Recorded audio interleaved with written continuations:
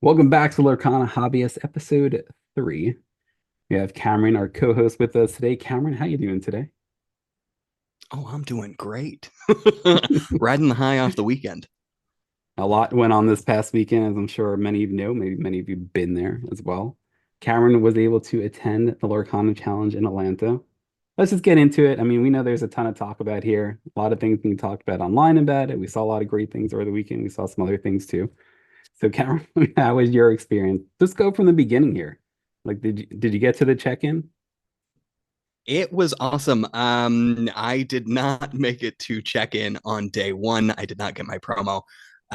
We ran into some traffic really close and did not. We got there about 20 minutes too late, so they were gone by the time I got there. Didn't get my promo. Had to come back early in the morning the next day. But I did get there early in the morning next day and got checked in. Took about 2 minutes once I was there, and we were all good. That's cool. So like from there, you checked in. What did they do from there? Did they just have someone directing like what rooms you went to? Is everything in one place? What was the setup like? I just kind of followed the people that were in front of me through the MomoCon stuff and downstairs. We were kind of in the basement of the MomoCon stuff. So we were at the bottom of an escalator. There were security people there checking for our badges and turning away the MomoCon people because the MomoCon people kept trying to go downstairs and getting confused and turned around. So we went downstairs. I went in, set up shop, got some pictures of everything, got some videos of the event hall, checked everything out, looked at the vendors a little bit, and then just kind of sat and waited for everyone else to get there. And then I started chatting people up once they got there and just having a great time.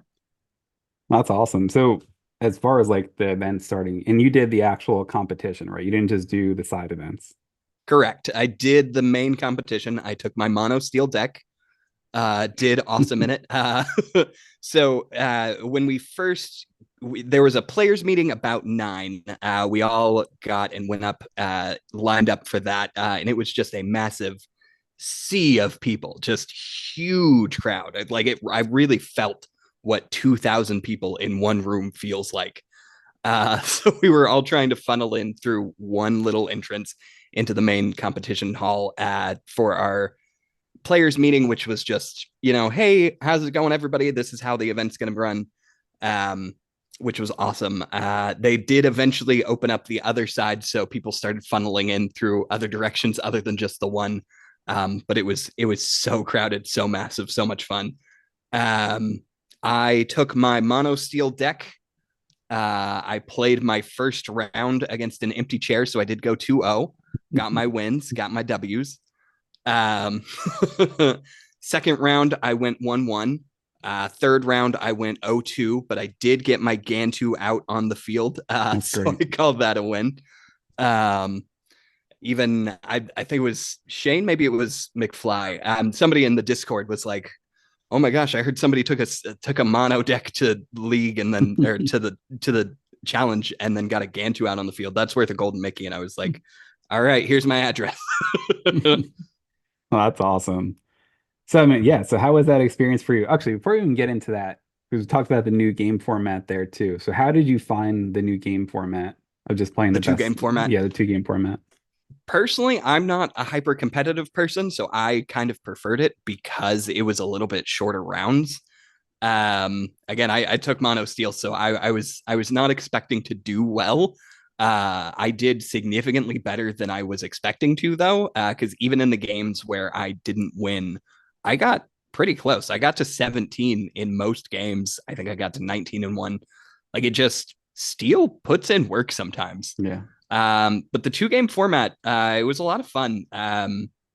It doesn't. Some people don't like it because it doesn't really leave a clear winner. It's like unless someone wins two games, but it kind of feels a little bit awkward, leaving it 1-1. Um, but I think it makes it more friendly, even if you won one. Like it just I don't know. It encourages conversation, in my opinion, and I like the shorter games. Gotcha. Was there a lot of confusion? Like, did everyone seem to know going in that it was going to be the two game format, or was there some confusion on the floor? Yeah, with the players meeting, they did announce that and they were talking about it. So I don't think anybody was caught off guard by it. Um, Everyone was a little bit confused in my first two games about, okay, so you went first this time, I go first next time. Because people are so used to, okay, I lost, so I'm going first this time. Right. Um, so it was a little bit different that way. Gotcha. What decks did you encounter? Now you had that first round bye, but after that, In the second round, I ran up against a Emerald Ruby evasive aggro deck, which was really fun to see. Actually, like it would have worked had I not just been able to just keep blasting with the fire the cannons and the yeah. babooms and the smash, to just get her high questers off the field and her evasives off the field. Um, but yeah, so that was my first deck. Second deck was Ruby Amethyst. And I just kept playing Queen's Castle after Queen's Castle and just kept drawing and drawing and drawing. And I was like, all right, I'm not getting my location removal card. I did get my Gantu down, so I blocked a Mim Snake and I blocked a Rafiki from challenging. So Nice. again, it was A it was a win. win. Yeah, absolutely. I mean, not too many people get Gantu down, so that is a win. That's true. I mean, in all honesty, 100%, I probably could have won one of those games had I not been trying to play the Gantu, but I was already at 7 ink and I had the Gantu in hand. It was not the better play at the time, but I was like, I'm gonna make it work. It could be a once in a lifetime thing to get that out Exactly. there. Nah, The I first can challenge, I completely got a understand Gantu that. on the field. You might have been the only one with a Gantu in the entire place. I could almost guarantee it. And the thing is, I only have one Gantu in that deck. Oh, nice. That even more of an achievement to get to that. Exactly. No, that's fantastic. What was the reaction of the person when you put the Gantu down? He seemed like a pretty mellow player, so he just kind of played it cool and just kind of kept playing and kept drawing from his queen's castles. But everybody around me was just like, "Can I take a picture of that?" He clearly was dying inside as soon as Gantu came out. 100%, just shaking in his boots, could not respond. That's awesome. So if that third match was over, what did you do from there? From there, it was lunchtime.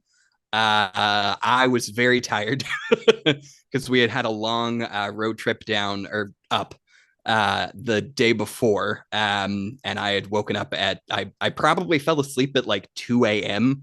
the night before and then woke up at like, I probably woke up at like 5. So I had had a very long day so far. So I went to go get some food. I went to the food court across and just got a sandwich real quick and just kind of sat and relaxed for a while. I actually came back way too late to join any of the side events that I wanted to. Because if I had come back about an hour or so earlier from lunch, I would have gotten into 2 side events that day. Um, but I didn't quite make it back. But I'm very glad that I did do it that way because I was just like wandering around, seeing what was out around. And then I saw Ryan Miller just sitting there with like 2, 3 people around him playing a new format that he was calling Inkcaster. And it was a ton of fun. I had the best time with that. Um, yeah. No, that's awesome. So Yeah, go ahead. so for Inkcaster, the way that he was doing it is it's a new format that he was trying to come up with.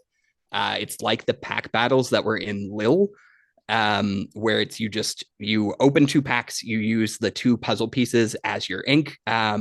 So you start off with 2 ink immediately, and then he was calling it Inkcaster because everything there was inkable.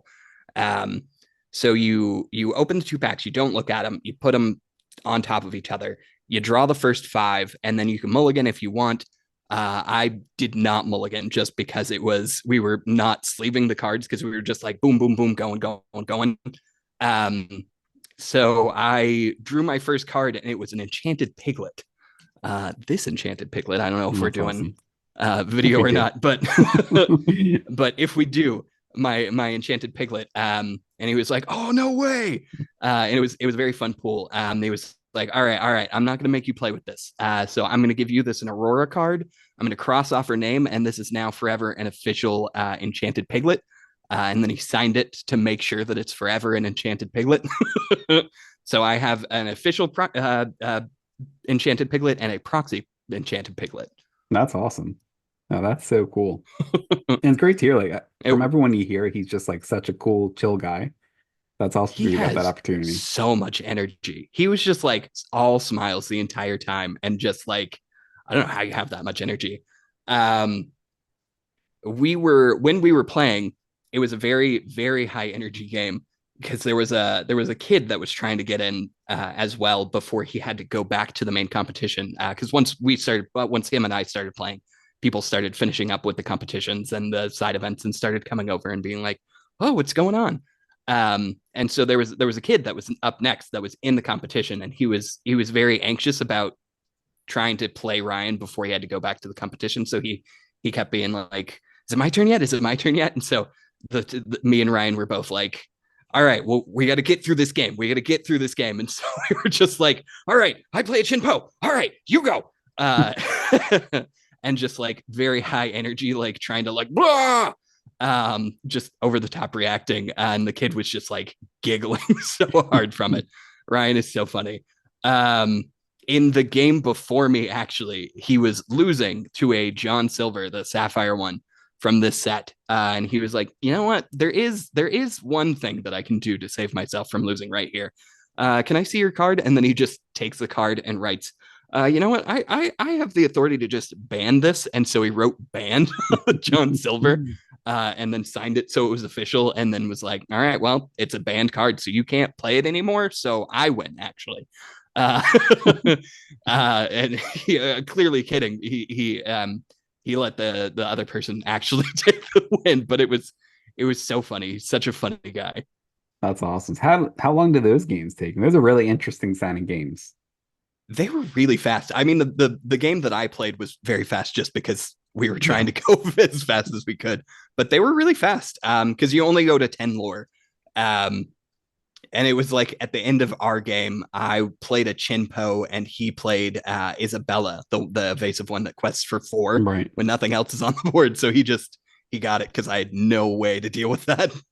Um, but it was a ton of fun, really fast games, really fun. Yeah, that's I'm awesome. personally a huge fan of sealed type gameplay, anyways. So it was a ton of fun, ton of really great way to play while you're opening packs, if that's ever like a thing that you want to do. That's cool. I wonder if that is something they might adopt, whether it be in stores or at different events. Maybe they're gonna try it in Chicago. I don't Did they put out the Chicago list of all the events yet? I don't remember seeing that. I don't remember seeing it either. I haven't been tracking the Chicago stuff as much as I've tried to track the Yeah. Atlanta stuff because I know I'm not going there. No, I know. It's so soon too, which yeah, I mean, we're Yeah, literally a week and a half away already from Chicago. Then going it back is to coming your up. yeah, I think it's June 8th and 9th. I could be wrong. I know it's around there. We can look that Mhm. up in a minute. But going back to like after round three, so what made you drop? Is that the point you're just like, okay, I got my Dragon Fire, I'm good? Or what made you drop Yeah, from the exactly. competition? My plan was always to drop at 3, mostly just so that I could go do drafts. I wanted to do drafts anyways, but I wanted to get my Dragonfire at least. I wanted to see how I was doing. Um, Again, I was surprised at how well my deck was running, but I knew that it wouldn't continue to just run well, especially as I was getting further into the competition.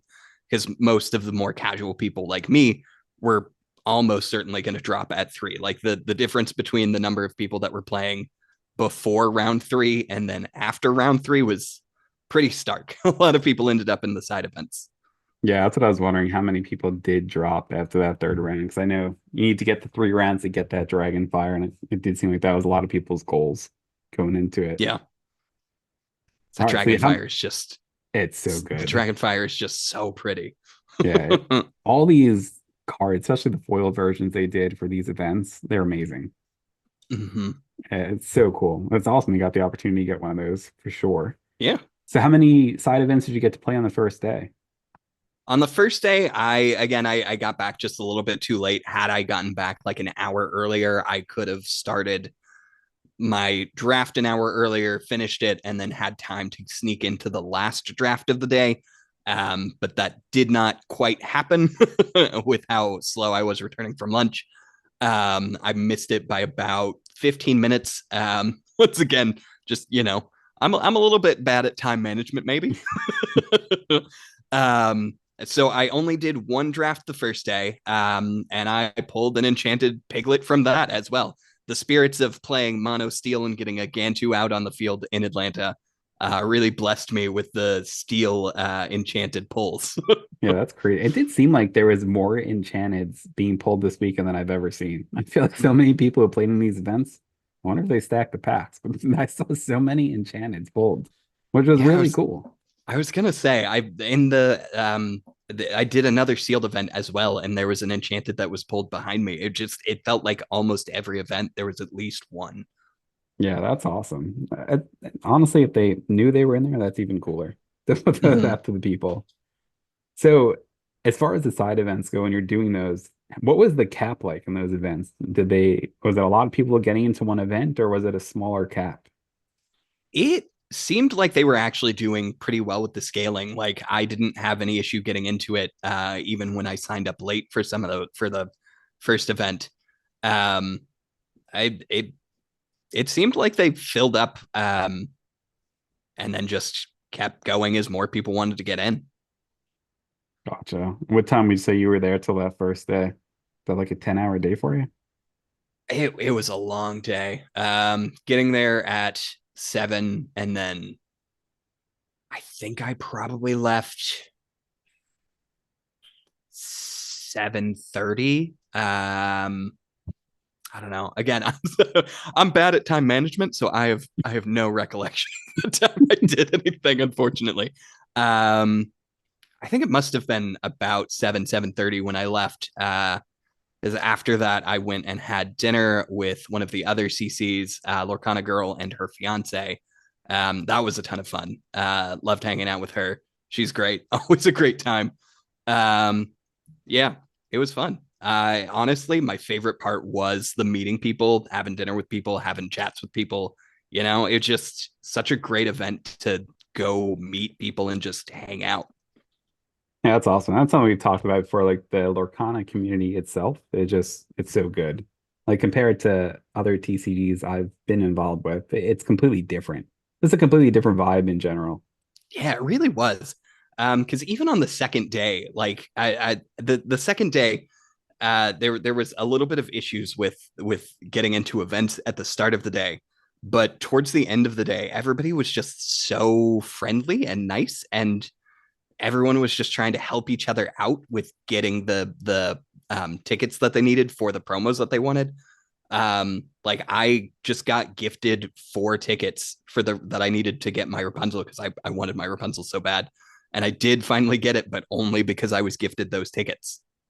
Yeah, that's great. I saw a lot of trading for those tickets. I was reading some stuff this past weekend. People are trading for Enchanteds. People are Mm-hmm. trading the tickets for Sad Beasts, Diablos. Those tickets were a hot commodity that second day for sure. They were trying to discourage that. And honestly, I like that they were discouraging it because it encouraged the friendliness, the camaraderie, the givingness. Cause like a lot of people were just giving out tickets. Like there was the guy that I played in my second round in the draft was like, oh yeah, I just need, or it wasn't my draft, it was my sealed on day 2. He was like, oh yeah, I'm 2 away from getting the Cinderella that I want before I can leave. Because I've got a long road trip with my friend. And I was like, well, I could split the 4 tickets for winning because they doubled the tickets on day Yeah. 2. I could split the tickets for you with you, but I want to play this game. And if I win, I'm still going to give you the 2 tickets. So I got him the 2 tickets that he needed for Cinderella. So he left happy.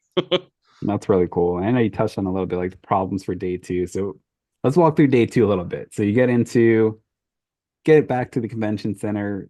What was the setup like? Where did all these issues begin? Was it from the start or All right. So day 2, I woke up. I probably woke up actually about like 6 or so. I'm an early riser, but I just kind of laid in bed and chilled until about 10. The first draft event I thought I saw was like 10:30 or something. So I walked over about 10, um, walked into a massive sea of people in line, and then had to try to figure out what was going on. It turned out Melee or something. I'm still not entirely clear on what happened, but it looked like Melee was down. So they were unable to run the events through Melee like they had been doing. And with only the top 64 in the main tournament left, it was a lot of people trying to get into events on day two. Um, so it ended up with a lot of lines, and I did not want to wait in the lines. So I actually went upstairs and I just kind of took in the MomoCon people, just, people watched until they got that figured out, had some lunch, came back about noon. Um, and they finally started getting through the lines. They started handing out promos to people, which was a really nice gesture. We also had a few issues with Melee during the competition during day one as well. It was a bit slow. I didn't see my round pairing at all in round two. Um, so I had to go ask a judge, but it ran smoothly, surprisingly. Day one, I got a judge to help me find my table, and then I had them confirm my results, and it just went pretty smoothly. I was surprised at how smooth everything ran day one, and then suddenly didn't quite run so smoothly on day two at the beginning of the day. But they did eventually get it solved. They did start passing out promos. So that was a really nice gesture. We got an additional Scrooge McDuck promo on day one. The random promo that they handed out, because they were just kind of randomly handing out promos on day two. Day two, I also got a Scrooge McDuck. Um, and I also got a Rapunzel promo. If I can find it, a Rapunzel promo, the one that was at a few of those events. Mhm. When I played Ryan Miller, he just had like a treasure chest near him, and you got to choose a promo once you played him, which was really cool. That's cool. So day two continuing. So I got lunch. I went back about 12 noonish, after I had some pizza that was pretty mid, in all honesty. The food at the cafeteria upstairs was not the best. It was fine though. It was food. Got something in there, got some energy going. Went back, finally, eventually got into an event. It was a sealed event instead of a draft event, just because it was the soonest one that I could get into. It was supposed to start at 3:30. I feel like it started a little bit later than that. I got through my first round. I won. That was actually the round where I gave the guy the 2 tickets, even though I had won. Um, and then after that, I tried to get through another round, but we had to get to our plane by 5. So I didn't quite make it through game 2 of my second round. So my friend had 4 extra tickets. He was willing to give me, so I just gave the win to the person that I was playing, because they were out. They were also hoping that they could get another promo, but to do that, they had to not just win the game, not just win the round. They had to win every round and go undefeated to get the Oh, extra wow. tickets. Uh, and that was their hope, but they did it in round 2 and they did it in round 3, because I didn't win my first game and we didn't finish the second game. I probably would have finished. I would have won the second game, but didn't have time to finish it. Didn't have time to go to game 3, so I just dropped it and got the tickets I needed, and then we went to the airport in a big hurry. So I did not get to see the gold Mickey card being handed out. Unfortunately, I was very sad about that. I wanted to feel the weight of greatness. And it looked insane. Like the card Mm-hmm. itself is absolutely gorgeous. Like the art on it's amazing. I saw they had like the poster, whatever they had out there, people are posing in Mm-hmm. front of, which looks so good. So So I mean, good. to you, what do you think was the biggest issue with Day 2? Was it just melee or just I think it was just organization? melee. I mean, they were organized as well as they could be. I think it was a lot of staff issues, not like issues with the staff, but like they didn't have enough staff for the numbers that we had, the number of people and the number of things that needed to be done. Because you still got to have people judge, you still got to have people run the events, but now it was like all of a sudden we also need 10 or so people to get people manually registered. Um, so I am hoping that they have time to fix that before Chicago, but I know that hiring processes can be a little bit tricky and hard to do Yeah. within 2 weeks. So I am curious how day two of Chicago goes. They've also got less people, so Yeah. I Yeah. don't I It's don't like know. looks like it's almost cut in half. Maybe it is cut in half actually Mhm. from what Atlanta was. How did you feel about the point system? I know there was a lot of talk about that online with the side events. Just you're not getting enough tickets to actually reach what you need to for those promos with them not carrying over. There was one person that was announced towards the beginning of day two once we finally got the events going that had finally won one. If you time things correctly and you spend time winning the right events at the right times and can get into a bunch of events, it is feasible on your own. It's not very likely, but it is technically doable. Yeah, even with the double tickets on day two, I think it just getting that 100 ticket mat is just a little bit too high, especially for the people that played all 9 rounds of day one Yeah. and didn't get a let it go or anything. Like those people, I really feel should have gotten like some amount of tickets to try to help going into day two to win some of the other promos. Yeah, I feel like Um, no, go ahead.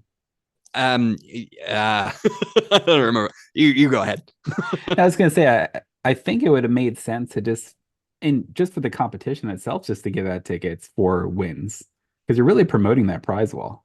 Yeah, that was one of the things that I posted about on the Discord. I really feel like every like 3 games or so, you should have been rewarded with like some amount of tickets for the prize wall. Because there are some people that like they knew by game three that they weren't going to get into day two. Like they had lost enough, but they were still trying for that let it go promo.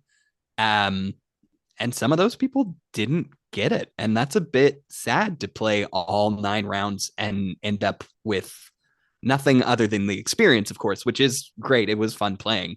Um, but I know a lot of people really wanted those promos, really wanted those exclusives, and playing all 9 rounds of day one just really left you with such little time to get those tickets.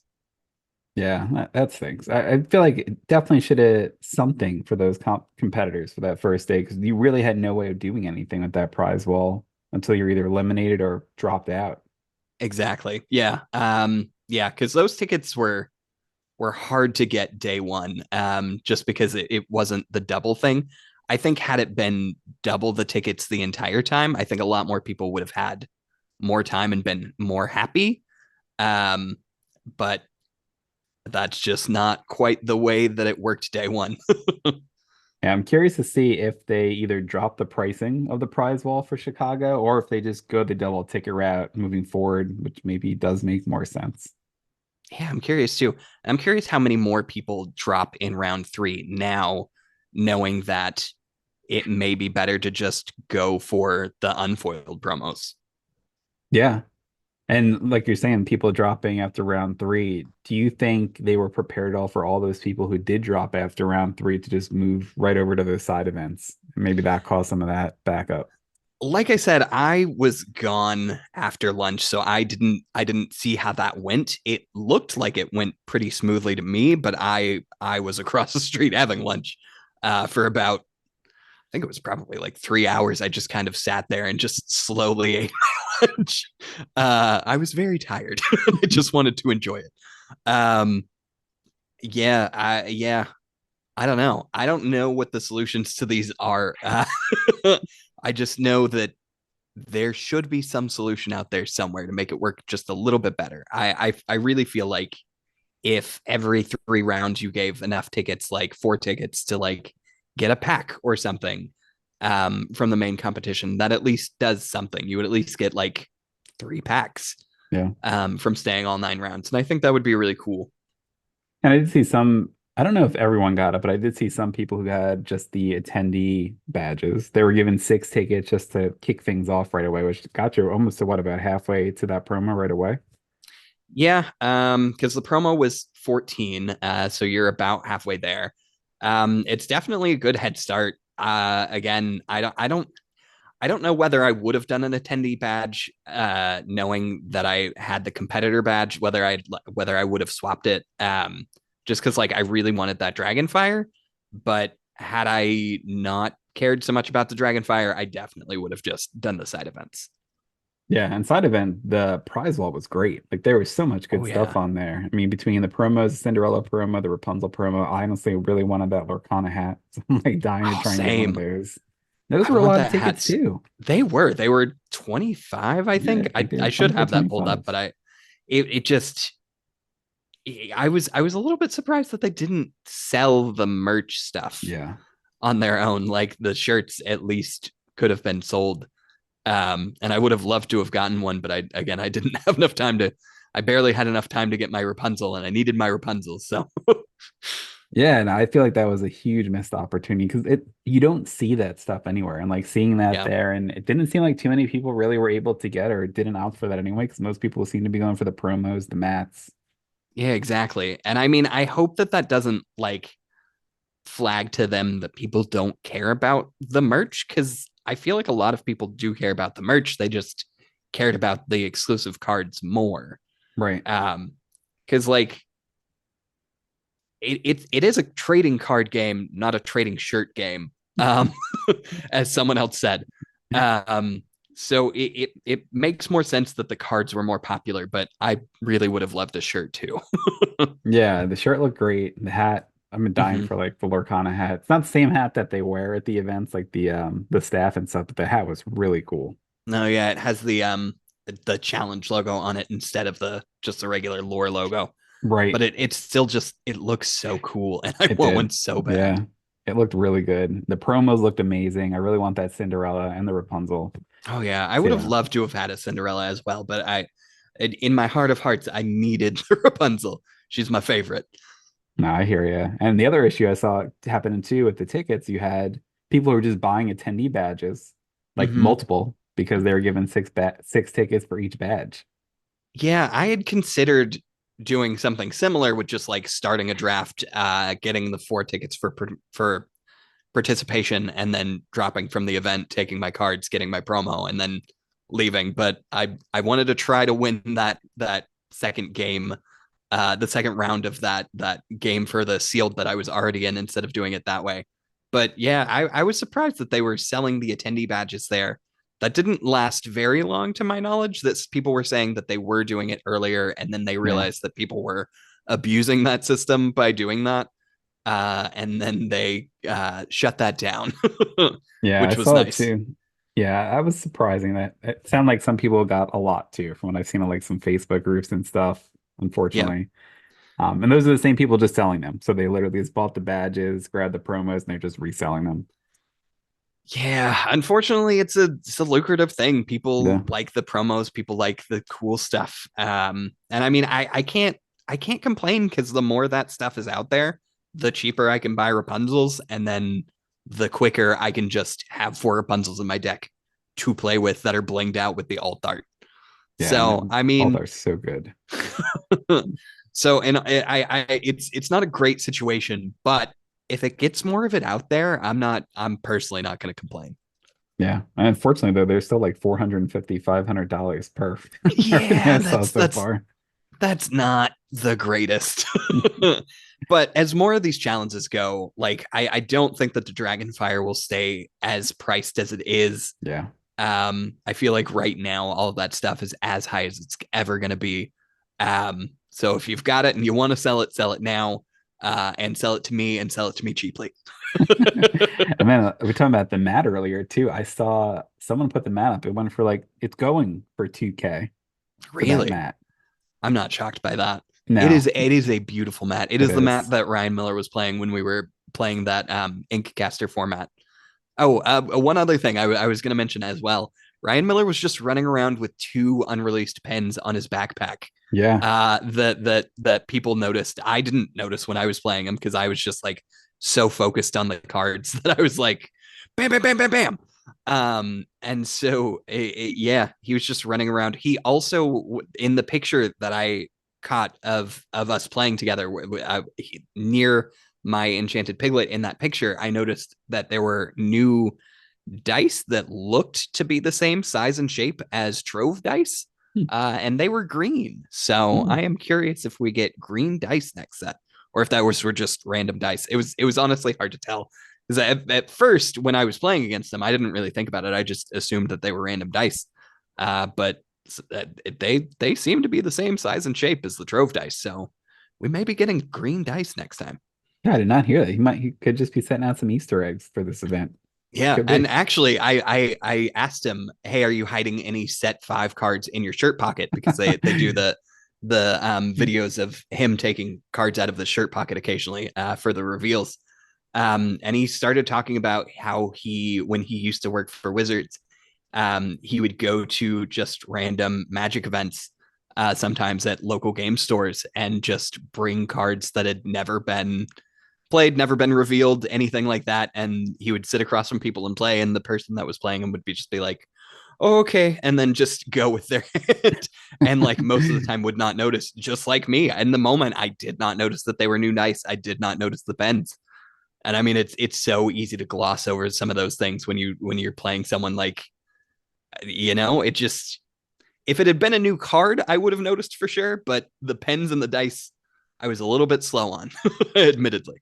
No, that's cool that he did that though. Just like little Yeah. Easter eggs for the fans along the way if you see him. I mean, it sounds like he's great to talk to. Everyone Oh you hear yeah. about online, just such a nice, easygoing guy. Loves to talk about the game. Oh yeah, he sure does. He is so fun. Like he is just so energetic, so great, so fun. I think I may have actually been staying in the same hotel as him. Because when I came back from dinner on day one, he was just chilling in the lobby, just like, "Oi, mate," and I was like, "Oh, hey." And I went up to my room. So that was fun. Yeah, no, he's so energetic and lively and cares so deeply for the game and everything. Like he throws his entire like being into the thing that he's doing, it seems like. That's great. Did you get to interact with any of the other Team Lorcana people? I did get a selfie with Rochelle. I don't think I interacted with any of the other Team Lorcana people. Hung out with Brandon B squared, who was one of the casters. Liam from the Illumineers hung out with both of them a little bit. We're friendly. Um, but other staff members, no, I did get to meet Rochelle. She was the one that was handing out the promos. It was her like 1 year anniversary, so I just wanted to run up to her and say, "Hey, congratulations on 1 year," which is really cool. She was talking about it in the players meeting before we played, and she was getting a bit emotional. It was very sweet to see. She clearly loves her job as well. Yeah, that's great. And she's absolutely amazing in the Discord. Just She really is. cool to meet all these people who you talk to online Oh, for for sure. the That past was year. Yeah. that was by far my favorite part of the event. Getting to meet people, getting to hang out with people, getting to chat people up. I mean, I hung out with Lee Barbs from Glimmer Gang for a bit. Hung out with Liam. Hung out with James from the Citizens of Lorcana, aka Dan Regal. I talked to a bunch of people. I could go through my list of names of people, but I don't want to sit here forever and just read off a list of names. But it was so great meeting so many people from the Discord. Yeah, it was so awesome. Like such a good event. Like, yeah, it had its mishaps, but like overall, I had an incredible time. Like none of the bad things outweighed the good. None of it outweighed getting to meet the community and getting to like play people in person and just be around so many people that are so deeply into this game and so excited for it. No, that's really good to hear. And you also get to say you went to the first one ever in the That's US, which true. is really cool. Yeah, And that you're is talking so about much fun. could be looking back like 10 years from now. Oh, was that the first one? I mean, that's kind of cool. So, I mean, for someone who has never gotten to do this or is looking to do this, maybe a little bit nervous, what would be your advice for them? I would say if you're not confident in your deck, it may be worth it to just do the attendee pass. That would be my biggest advice. If you're not planning to top 64, you can try and you can have a good time and you can play to 3. But if you don't 2-0 and you're not particularly confident, I would say do the side events because they're so much fun. Like playing in the main competition was fun as well, but I feel like if I had gone past the third round, that people would have been the more competitive people left over. And that's not necessarily the experience that I wanted to have. I wanted to have fun in the side events, and I did. Because the side events were just so much fun. People were just chatting, chilling, having fun. I didn't really run into anybody that was like a try hard, as some people would say, anywhere. I don't know if that's just because like they ended up in the top 64 or what, but I just had so much fun playing with anybody. Nobody really gave like any like hard times. It's a Disney game and it shows with the community. It just everybody is there to have a fun time and enjoy the games. And that really, really shows in the side events though. Yeah, that's actually something I was wondering about too, because like we talked a couple episodes back with the Stitch Championships and like the competition for that. How would you compare the two? Would you say this was a lot more competitive in those first few matches that you had? Or would you say kind of Um, about the same? I would say kind of about the same. The second person that I met was wearing a team jersey, like she was clearly there with a Yeah. team. Her logo on the back said, "I'm a problem." Uh, just because that's what her teammates call her because of her deck where it was evasives and just aggro.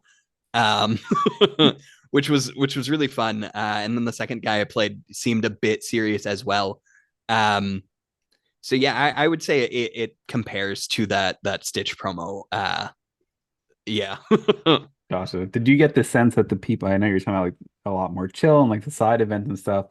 Do you get the sense that those playing in the side events are more just like the casual Disney fans who just enjoy the game, love the cards, love the art, compared to like those really competitive folks who just want I those high dollar cards? I think so. I because there was one guy that I ran into that took it a little bit serious. He wouldn't let me take back a play after I realized it was a wrong play. But for the most part, everybody else was just like, yeah, we're just vibing and just having a good time. Yeah. Like the second game of day two that I didn't end up finishing, she was telling me like how much the game meant to her and how much like it had just like pulled her out of her postpartum depression and how like she just loved playing it and how she had always been like a Disney fan and she just kept going on and on about like the characters and like the interactions and like that's one of my favorite things from this game too is where like you'll be like okay and I have Yin Sid sing like one of those weird songs. I have Maui sing Friends on the Other Side, like one of those things that like you just it would never actually happen in canon and it's so much fun to play thinking about it that way where you're actually thinking of them as Disney characters. And I think a lot of people did. I think a lot of people there were just like they're having fun with the Disney, with the art, and weren't just like treating it like any other card game, Like it really has the Disney magic, and I think that was really prevalent there in Atlanta. Yeah, and it's good to hear. And I think that's, personally for me, that's what I like the most about the community is just it's the Disney vibe of it. Like we're both big Disney people with parks, the Mm-hmm. cards now too. I love that vibe. Yeah. And that's what I love that this game has brought out in TCGs in general. Friendlier, more laid back type of vibe compared to playing some of these other games. Mm-hmm. Yeah, the laid back vibe is very much my vibe. I was Yeah, wearing me too. my I was wearing my sun hat the entire time. Doesn't fit over my headphones. But most people recognize me with the hat because I wear it all the time. I've got my park pack, and my hat, and I'm just constantly looking like I'm ready to go to a Disney park. But that's very much my vibe. The laid back, chill, just take it as it comes, have Yeah, fun. Somebody misplays, just it was a misplay, it just pixie it dust, happens. Yeah, Yeah, not a big deal. exactly. Yeah, I mean, I don't know. That's cool to see. I was the same kind of way for me that just did championships. I had the same type of thing. Misplayed something like, oh, I didn't mean to do that. And like fully put it down, like, no, it already happened. That's it. Hmm.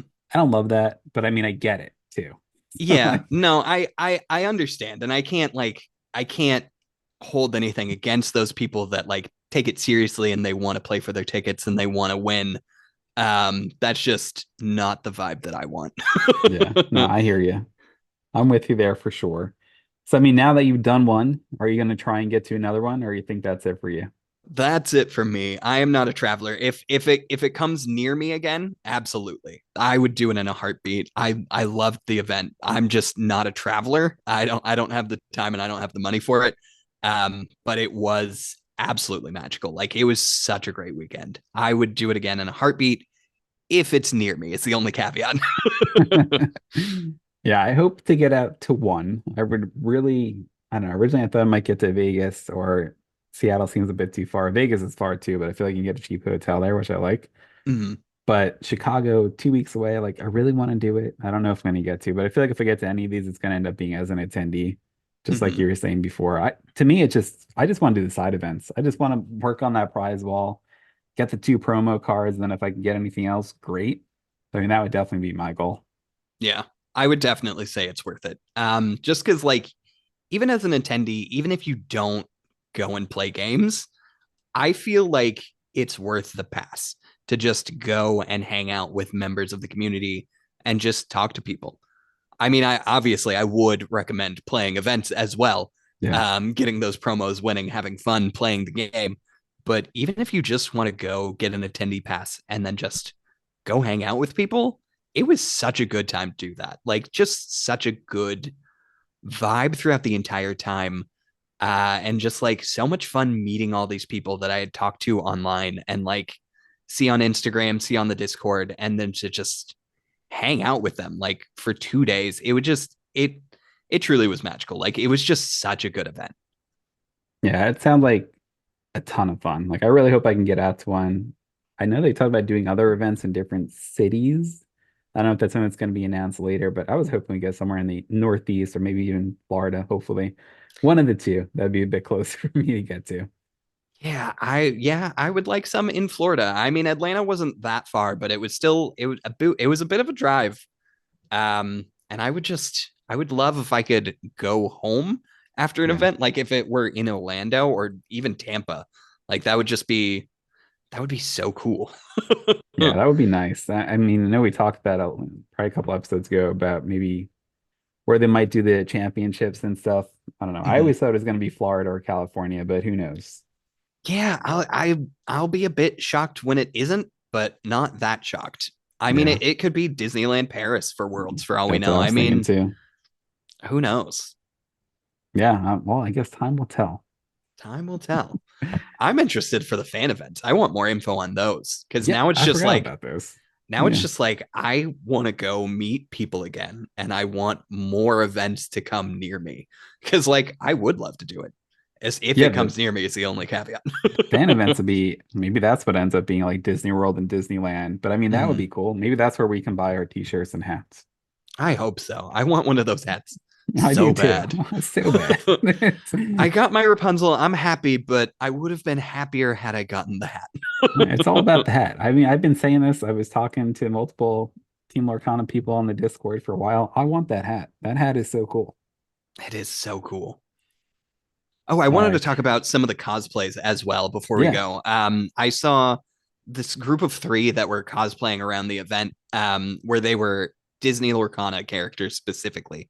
Like one of them was dressed as Giant Tink, the other one was the Robin Hood Champion of Sherwood, and the other one was the Archer Bell.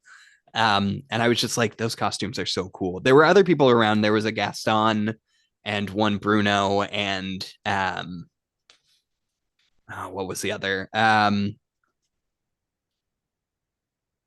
Anyways, um, it was just so cool to see the Disney Lorcana specific cosplays, though. You know, it's so cool to see something specific for Lorcana at the Lorcana event. You know. Yeah, that's really cool. I did see some of that in PAX Unplugged in Philadelphia too this past December. Mm-hmm. Same type. I think actually one of them was Giant Tank also. I don't remember the other ones, but I remember there was like 3 or 4 there too. Maybe the same people. But it's really Mm-hmm. cool to see stuff like that from a card game, not even the movies. Yeah, I know. That's just what's so cool. I love seeing it. All the costumes were so great upstairs.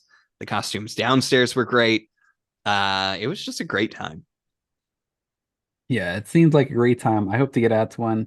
Let us know if you guys got out to one. I mean, I know a lot of people went out there this past weekend and then maybe going out to Chicago here in a couple weeks too. So let us know. Let us know what your experience was like also. Yeah, honestly, I'm really curious what other people's experiences were like. I genuinely want to hear them. I feel like we could probably have like if we had like four people on, probably have like a 12-hour show just talking about people's experiences from these things. Yeah, just swap somebody out. I'll leave, and then somebody else can come in and tell their experience. I think that would be fun, actually. Yeah, just do like a giant round table. Have like the Brady Bunch set up on the gallery view. Yeah, And just exactly. going round and round with 12 hours worth of shows, marathon.